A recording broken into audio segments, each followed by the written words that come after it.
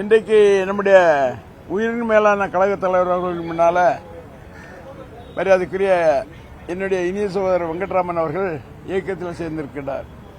அந்த வகையில் உங்களுடைய வாழ்த்துக்களும் மக்களுடைய வாழ்த்துக்களும் தலைவருடைய வாழ்த்தும் அவருக்கு இருக்கு.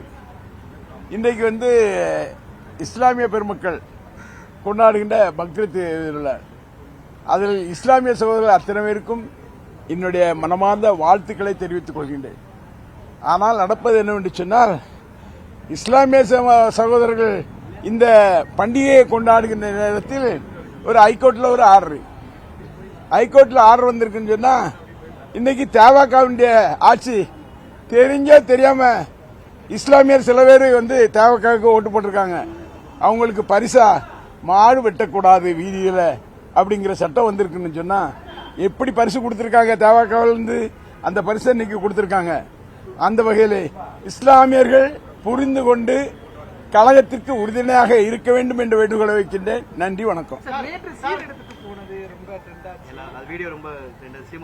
சீருனா மரியாதைக்குரிய காளிமுத்து அவர்கள், நான் சின்ன வயசுலேருந்து அவரோட இருந்து பழகினவன்.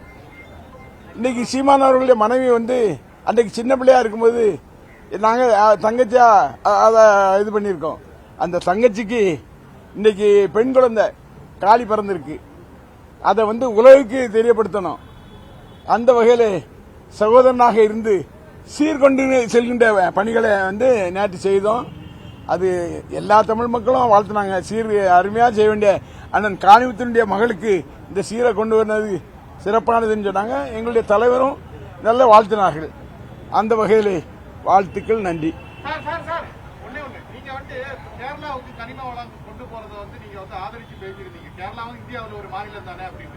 ஆனா கன்னியாகுமரி மாவட்டத்தை சேர்ந்த முன்னாள் அமைச்சர் மனோ தங்கராஜ் என்ன சொல்றாருன்னா, ஒருபோதும் கன்னியாகுமரியை தாண்டி கல்லோ மண்ணோ கொண்டு போறதுன்னு அனுமதிக்க மாட்டேன்னு சொல்லியிருக்கேன். இல்ல, நான் என்ன சொல்றேன்னா, நான் கேரளாவுக்கு கனிம வளம் கொண்டு போனோம்னு சொல்லல.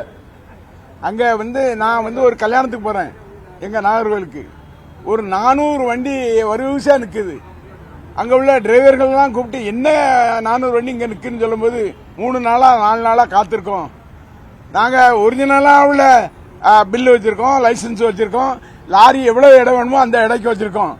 ஆனா இங்க லாரியா இங்கே எங்க நாகர்கோவில் பக்கமே உள்ள போக முடியாம 400 வண்டியை மடக்கி வச்சிருக்காங்க. இதுக்கெல்லாம் யார் குரல் கொடுப்பாங்கிற வகையில இருந்தோடனே நேர கல்யாண வீட்டுக்கு போனேன். கல்யாண வீட்டில் சீரை கொடுத்தேன். அங்கே உள்ளூர் எம்எல்ஏ ஆக இருந்த மரியாதைக்குரிய ஆசிரியரை கூட்டிட்டு மாவட்ட ஆட்சியரை பார்த்தேன். பார்த்துட்டு இந்த மாதிரி தவறு நடக்கு.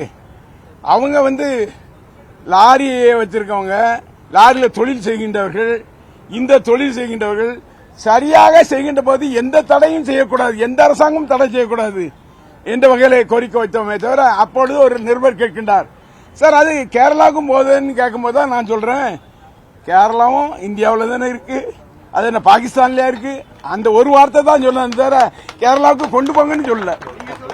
லாரி உரிமையாளர்கள் மீது லாரி ஓட்டுநர்கள் மீது பல குற்றச்சாட்டு இருக்கு. அதிவேகத்தில் ஓட்டுறாங்க, அதிக எடை கொண்டு போறாங்க, இதெல்லாம் விபத்துகள் அதிகமா இருக்கு கன்னியாகுமரி மாவட்டம். எந்த விபத்துகள் இருந்தாலும் அதுக்கு டிராபிக் போலீஸ் இருக்கு, மாவட்ட ஆட்சி நிர்வாகம் இருக்கு, அதை கட்டுப்படுத்த வேண்டியதுதான்.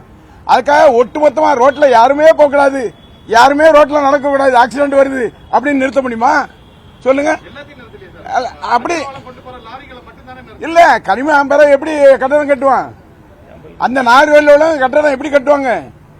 அதுக்காக தான் குரல் கொடுத்தோமே தவிர நாங்க கேரளா கொண்டு போறதுக்கு அதுக்காக இல்ல. சகோதரர் மனோ தங்கராஜ் இருக்காருல்ல, அவர் கொஞ்சம் மனக்குழப்பத்தில் இருக்காரு, வேற ஒண்ணும் இல்ல.